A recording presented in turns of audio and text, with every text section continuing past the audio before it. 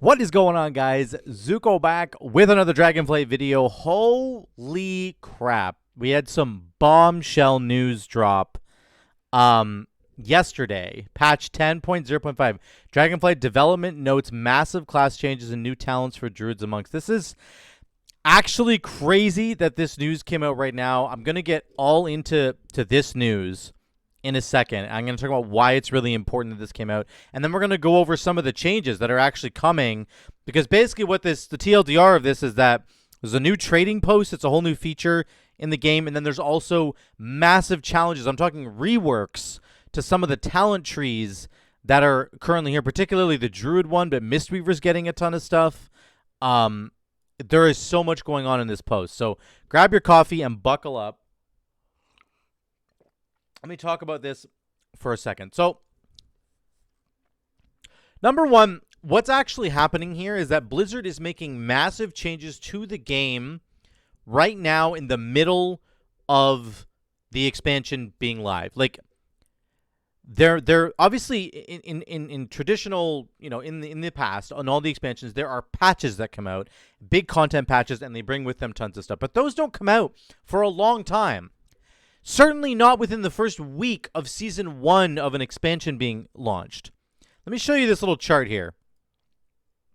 This is like really important to understand how significant this announcement that Blizzard just made.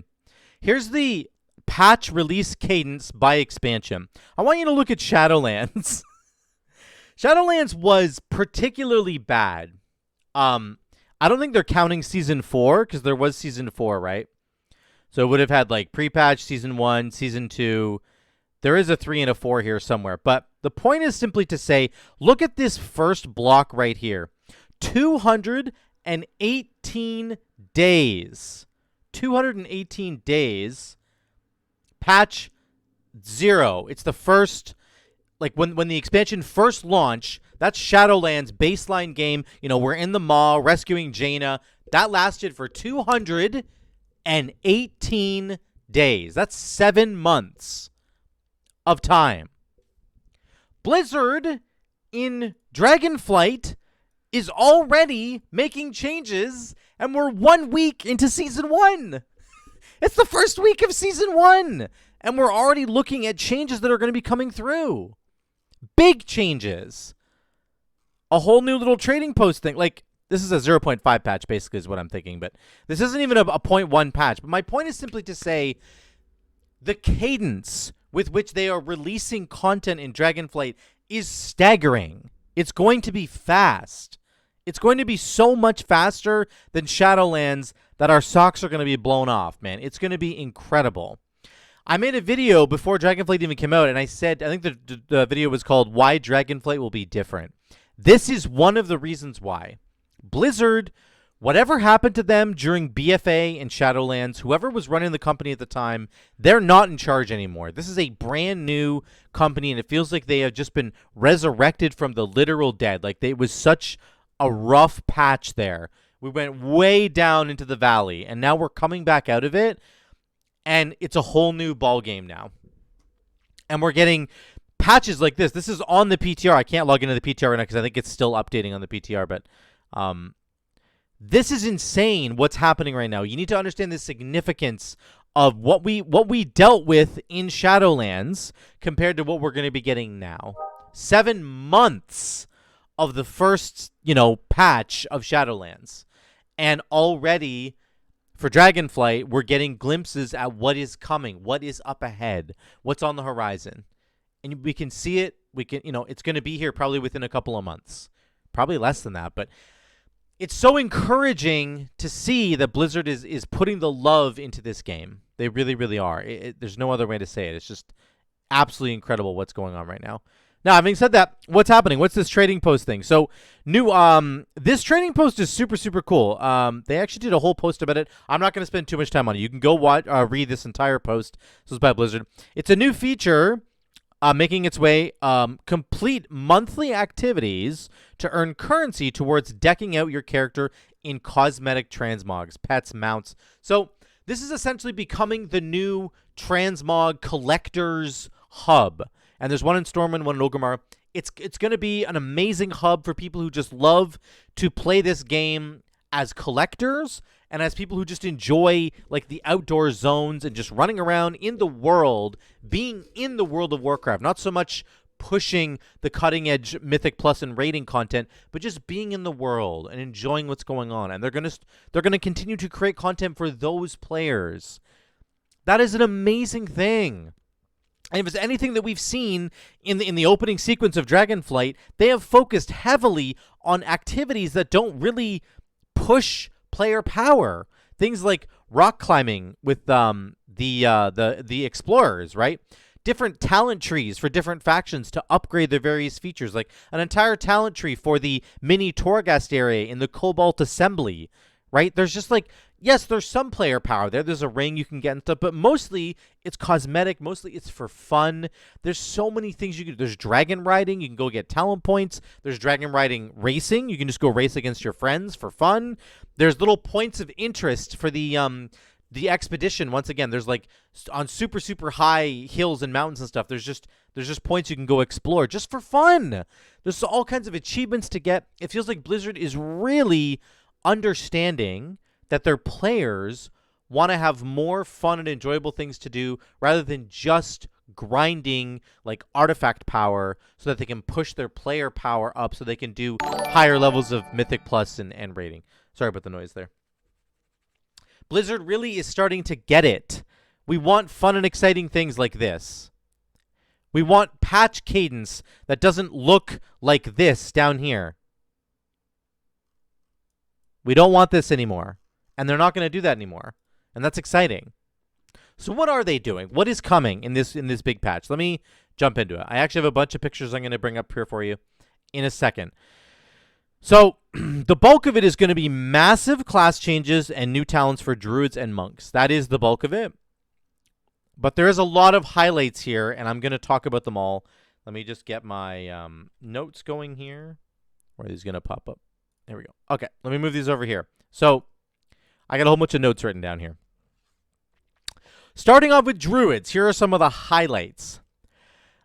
Basically, Balanced Druid can spec into a kick much more easily. So let's talk about the class tree first, and then get to balance. Sorry.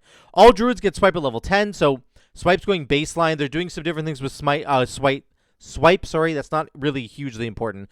What they are really doing though is creating better connections between the trees, so that Balanced Druid can more easily get spec into a kick if they want to. Feral and Guardian Druid are going to have more pathing options in their tree. Resto Druid's going to get access to wild growth much more quickly. Let me bring this over here so you can actually just see what's going on. Am I blocking part of it there? Nope, good. Okay, let me actually zoom just a little bit. So here's what this is going to look like. So the old tree looked like this over here, okay? So things like Rake doesn't have a connection to Rip now, and now it does in the new tree. Rake connects right to Rip, which connects to Maim. Maim connects to this Feline Grace or whatever down here, okay? Skull Bash, you can see it's up here in the old tree. It gets moved down in the new tree, and then it also connects. So there's, like I was saying before, there are connections for Feral and Guardian Druid that are way better in the tree now. This is the class tree, okay? Balanced Druid is over here, obviously, but they can much more easily spec into Skull Bash because they only have to put 2 points into this instead of 3. It used to be 3 points, now it's only 2. So there's one less point they have to spend there. It's still probably not ideal. You're not going to do it as a Balanced Druid very likely, but I'm just letting you know that it's easier now. Resto Druid gets wild growth at the top of the tree now. So this used to be where the curse was. Remove corruption was right here. Now wild growth was down here. Now wild growth comes way up, and remove corruption goes to the right. So they're both there now. They're both available. Okay. So there's more utility that the Resto Druid can now take. And now there's going to be new options for Typhoon. So Typhoon on the old tree is over here. I think Sunfire also goes up to here. Boom, right there. Sunfire is right underneath Starfire. So Star Surge just goes to the right for Balanced Druid, but now you can get all 3. So better positioning for some of the baseline spells, which is really, really good. And there are some new buffs to Typhoon down here, which just like reduce the cooldown of Typhoon and do a couple of interesting things. So that's the first section there for the class tree. Basically, all around it's just a buff. Better connections, better access to different talents, baseline talents like Wild Growth and Sunfire are up higher where they should be. It's all very, very good stuff. Let's look at the balance tree. Let's focus in on the balance tree here. Let me skip over to it here. So balance, it says that the balance tree has been redesigned, which is pretty bonkers, the word redesigned, because that means that it's like there's some serious stuff going on here. Lunar Eclipse no longer increases the crit chance of Starfire. That's what it used to do. Lunar Eclipse now increases the damage of Starfire to nearby enemies by 50%. So really one of the worst parts about Starfire is that its splash damage is quite bad, if we're going to be honest. So the old Boomkin tree looked like this. The new Boomkin tree looks like this. The biggest, most important change I want you to focus on is that Solar Beam is now up here, and you can take it without having to spec all the way come down here, and then like it just got in the way before, and it felt like you could actually spec around Solar Beam and not take it. And a lot of Boomkins were not taking it in Mythic Plus, even though it's the most powerful kick probably in Mythic Plus. They weren't taking it because they were losing throughput. Now, this tree has been fixed, I think, to put Solar Beam in a much more attractive place so that you basically have to take it to go get Starfire, like Starfall. So you have to take it, I get it, but everybody has to take their kick. Shamans have to go take their kick in the class tree, but this is a much, much better position for Solar Beam to be in, okay? It's really, really good. So also, Lunar Eclipse has been reworked, and it basically substantially buffs the damage of Starfire now. And there is other buffs you can take to Starfire here as well. So no longer is it based on crit. You're just getting extra damage, and especially the cleave portion of Starfire is getting tons of extra damage. 50 to 70% more damage, actually. So very, very, very good splash damage there. Okay? Let's look at Guardian Druid. Let me switch over here. Guardian Druid, some really big changes. Let me read this first. So, redesigned, once again, Ursine Adept is now based on, that's all the passive stuff that lets them cast, like, Moonfire, and they get multiple charges of Iron Fur. Here's the biggest, most important thing right here. This is absolutely insane. Finally, Innervate can be cast while in bear form. Wow. Wow, Innervate can be cast in bear form. That's insane. So now, let me go over to the class tree actually really quick. There's a really good reason to pick Innervate as a bear. Very, very good reason to come down and get Nature's Vigil, because you can use Innervate on your friends now and not get thrown out of bear form and then get one-shot by whoever you were. Like in Mythic Plus, it was such a big problem. In Raid, you could always do it while you were off tanking, while you weren't actively tanking, but still, it doesn't make sense to have to pop out of bear form to do anything. So this is very, very, very good. Now, here's the new Guardian Druid tree. This is really interesting to me. So Guardian Druid tree had a bunch of problems. One of the biggest problems was getting to the bottom section of your tree. This last line, you had to go through Berserk, basically. Now, look at here. They fixed that. You can go straight from Earth Warden down to Pulverize, which is moved. You can go from After the Wildfire down to Scintillation, which is the Moonfire buff here, right? Over here, they've actually added a whole bunch of talents, which I'm not even going to get into all that, but there is Lunar Beam is coming back. This was like a BFA talent, and before BFA, it puts a big beam of arcane energy, and it heals you. And you can also double dip with this and get the healing from Elune's, whatever the Elune's Grace or whatever it is here, that heals you for the arcane damage. So this Fury, this Elune's Fury, whatever it's called, it's going to heal you on its own, and then the arcane damage is also going to heal you, which is really crazy. I just realized that you can't see anything that I'm looking at. I am so sorry. Let me make myself smaller here. I seriously apologize, guys. I'm so sorry for that. Okay. What I was looking at was over here, this Lunar Beam. This is coming back for Guardian Druid, okay? Very significant. Tons of damage, tons of healing, tons of extra healing from arcane damage. It's really good. What it seems like they've done with the Druid tree, the new tree on the right here, this left side seems to be really focused on Thrash now.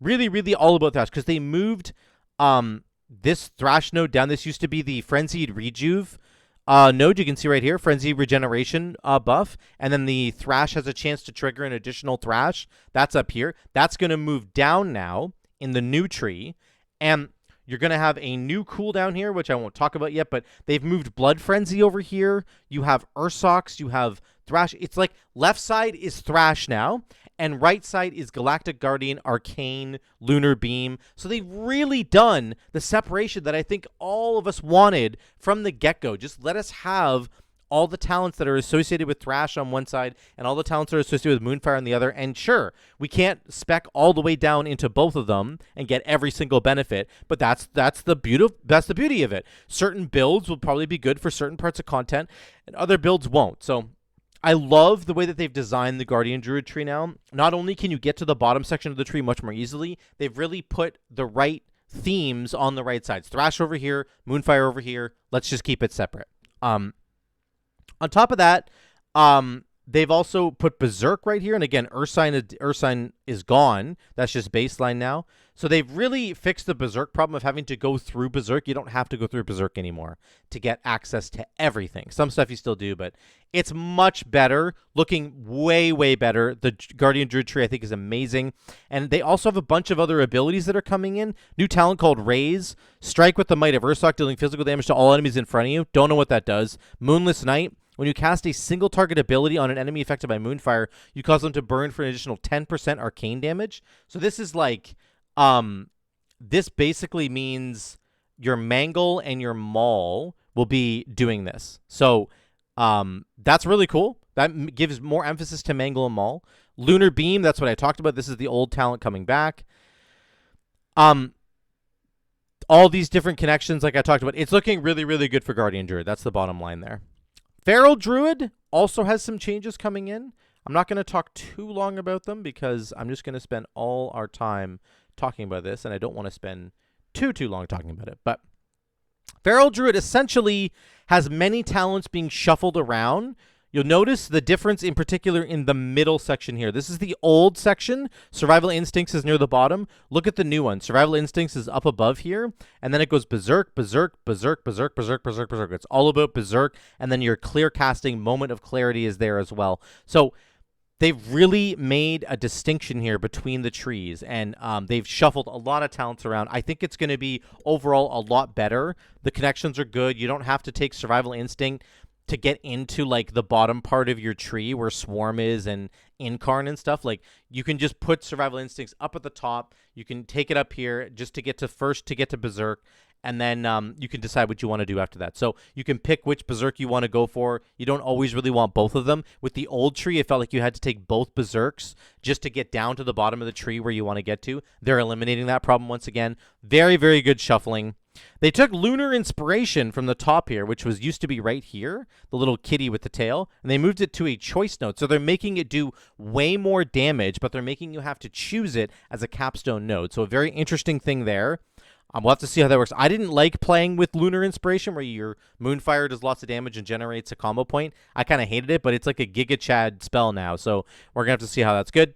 How that works out, sorry. And then they also said that they were trying to create some new possibilities, new build possibilities that focus on Ferocious Bite cleaving. So we're going to have to see how that works out for Feral. But bottom line is lots of really, really good shuffling for Feral that's making it much easier to access all your talents and to just to have better build diversity. So very, very good. Now, we're going to move past Evoker. We're going to get to Hunter here. Marksman Hunter had something very sad happen. I'm very sorry for you Marksman Hunters. Double Tap has been removed and replaced by Tactical Reload. Tactical Reload simply says aim shot and rapid fire cooldown reduced by 10%. So this is really sad. I'm assuming the only reason that this is happening is because of PvP. I can't think of a better reason. Like 2 Marksman Hunters coming out of camouflage, just double tap aim shotting somebody to death. Like, I've seen the videos on that. That's got to be why this is going. But that's really too bad. That seems like a really horrible reason to do that. Like, double tap is a lot of fun for Marksman Hunter. I love the ability, and I'm very, very sad that it's going away. Honestly, that's so much, like, power and fun just removed from Marksman Hunter. So, unless they have a plan for this down the road, this is just an absolute L for Marksman Hunters, and it's a very sad day. Let's move on to Mistweaver. The main thing I want to talk about here is the return of Shaylin's Gift. This is the artifact ability from Legion. Draws in all nearby clouds of mist, healing up to 3 nearby allies per cloud absorbed. A cloud of mist is generated every 8 seconds while in combat. So very, very interesting, cool ability. I didn't get to even use it too much in Legion because I didn't play Mistweaver that much. But what they've added on top of this is a new big talent here. So Xiaohao's Lessons. Each time you cast Shaylin's Gift, you learn one of Xiaohao's lessons for 30 seconds based on how many clouds of mist were consumed. So you get to talent into whichever lesson you want to pick. You do up to 30% more damage and healing. So this is like maybe for Mythic Plus, very, very good. Your crit is increased by 25%, which is insane for like big raid healing. I mean, in general, it's just really good. Decrease your damage taken. So you get to choose situationally which lesson you want to learn. And every time you press Shaylin's gift, you're going to get this huge buff for up to 30 seconds. So I love this idea. I think it's a really, really cool thing. It's a new kind of cooldown for Mistweavers to play around with. It's an old cooldown coming back. So I think it's a really great idea. Love the direction they're going with Mistweaver. That's all I want to say about that. Holy Paladin. Some really interesting stuff going on here. Blessing of Winter doesn't do damage anymore and slow enemies. It now restores mana, 1% mana per 2 seconds. The blessing lasts for 30 seconds, so you're getting 15% of your mana back every 3 minutes because Blessing of Winter only comes around 1 in every 4. So 45 seconds times 4 is 3 minutes. So every 3 minutes, you can get 15% of your mana back, or somebody else. Give it to a raid healer. That's not bad. It's not really amazing. There are better mana restoration abilities in the game, but it is mana regen, something that my Holy Paladin, and I've talked to a couple of other Holy Paladins, I've been struggling with mana regen, particularly with any of the melee builds that use a lot of Crusader Strike. I've really been struggling with mana, so I think this is a wonderful change. It's kind of like Greater Blessing of Wisdom coming back in a certain way, right? Here's a huge change. Avenging Crusader now costs 5 holy power. It was 50% of base mana. And its cooldown's been reduced to 45 seconds from 2 minutes. And its duration is reduced to 12 seconds, was 20. This is insane. This is a massive change to AC. So I think it's ultimately a buff, and here's why. It costing holy power is much, much better for Holy Paladin, sorry, because it doesn't cost your mana. It used to cost like 15,000 mana. It was a lot of mana. Now it costs nothing. It just costs holy power. Build up 5 holy power and crush that thing. I am now much more inclined to use Avenging Crusader because it has a low cooldown and it costs no mana. Before, when I've been using it lately, sometimes I'm hesitant to use it because I'm like, oh my god, it's going to cost so much mana. I need to make sure that when I press this button, I am getting maximum value out of my Avenging Crusader. If I don't, then I'm like just throwing away 15,000 mana. Now, I don't have to worry about that. I just press it. Every time it's off cooldown, I build up to 5 holy power and I press that sucker, and it's really, really good. Now, it only lasts for 12 seconds, I understand that, but you can extend it with Mad Paragon if you want to. I think this is an amazing direction for them to go.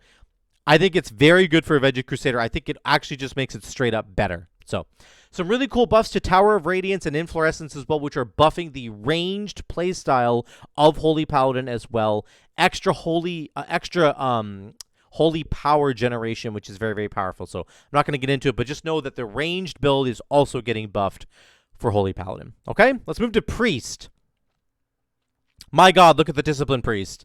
There are so many things here. So here's what I'll just say. TLDR for Disc Priest is that the shadow portion of Disc Priest got buffed massively. Basically, double duration Shadow Covenant windows for more functionality with shadow healing than ever before. 2 charges of Mind Blast. There's going to be a really, really solid shadow build coming in for Discipline Priest, and I'm very excited to look at that.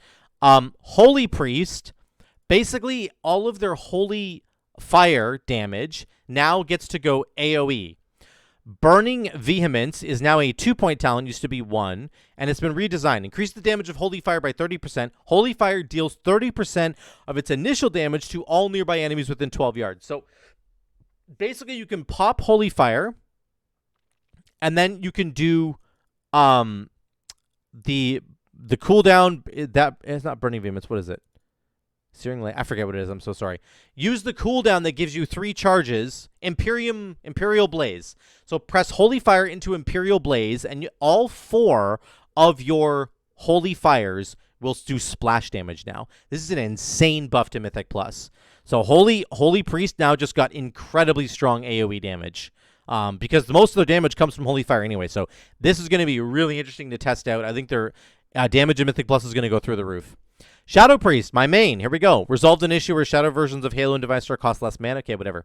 Divine Star, Halo, and Mind Games now all generate Insanity. This is really, really cool.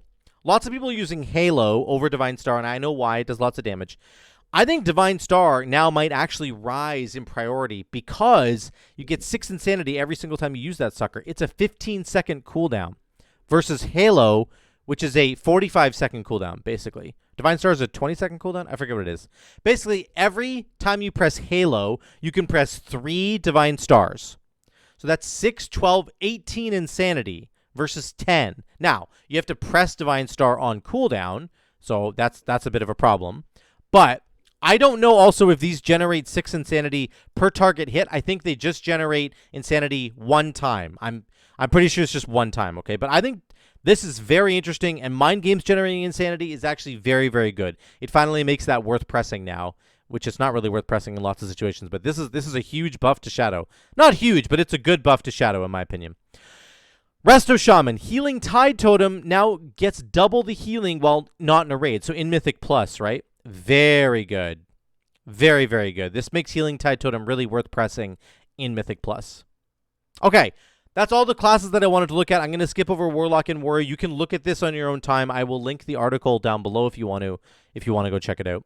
There's some really interesting stuff going on here. So items and rewards. Common and poor items can now be used for Transmog. These items will now become bind on equip. So I didn't realize how important this was to a whole bunch of people, but there's a whole bunch of people in the comments on this who were like, "Oh my god, thank you so much for making white and gray items transmoggable now." So that's really cool. Again, this is just another thing for those collectors to go chase down, along with the new trading post, which is going to be coming in. So really, really good. Once again, to see Blizzard tipping their hat to the players that aren't really maybe interested in pushing Mythic Plus and Raid, like the end game content that a lot of us end up doing. There's tons of players in this game that just want to play it for the world, for the immersion, for being in an MMO and having fun while you're here. So overall, this is such a win for Blizzard, in my opinion. They have put really there's 3 big things going on here. They are giving such a nod to players because of this trading post thing. All these new icons coming in. Look at all these mounts you can collect. You'll be able to collect soon. Look at all the weapons you'll be able to get. Transmog skins for. Lord Oron shield, two-handed sword, armor sets coming in. Look at how much work Blizzard is putting into something that's going to get them, like, probably no money. Like, it's not going to get people to resub to the game. I don't think. Maybe it will, actually. Who knows? Traditionally, this kind of stuff doesn't bring in money, and so therefore it's not seen as a valuable thing to do. But Blizzard's doing it anyway. Look at these hoods. These are really cool hoods. They're doing it because they understand, I think, finally, Blizzard understands that their player base, a huge bulk of their player base, loves this stuff and wants more of it. They want more transmog. We want more things to chase. We want more things to farm. Give me a reason to pay the subscription to log in every day. Give me a reason to do it. And they're doing it. They're doing it with the trading post. This is such a significant thing. This coming in. And then on top of that, number 2, the patch cadence is out of this world. We're getting a glimpse into what 10.05 is going to look like 1 week into Season 1 of Dragonflight. That's insane when you think about the patch cadence that's happened with Shadowlands being the big culprit. And then number 3, just the changes that they're actually making. This is not insignificant changes. These are massive, massive changes coming in a 0.05 patch. Complete overhauls to all 3 of the 3 out of the 4. No, all 4 of the Druid specs are getting overhauled. Mistweaver is getting overhauled as far as I can say. Holy Paladin's getting massive buffs, big changes there. Discipline Priest getting a complete overhaul, rework on the shadow side of their tree.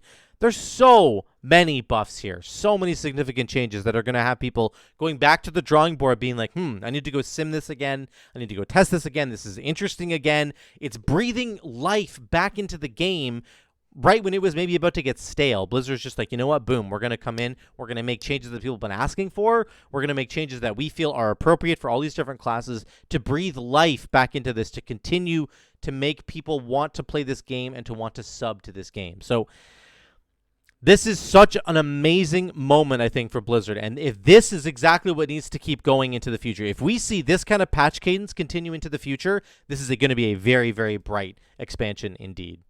Let me know what you guys think in those comments down below. Are you excited for these kinds of things coming in? Do you think Blizzard is winning right now? Do you think they're having a really, really good season?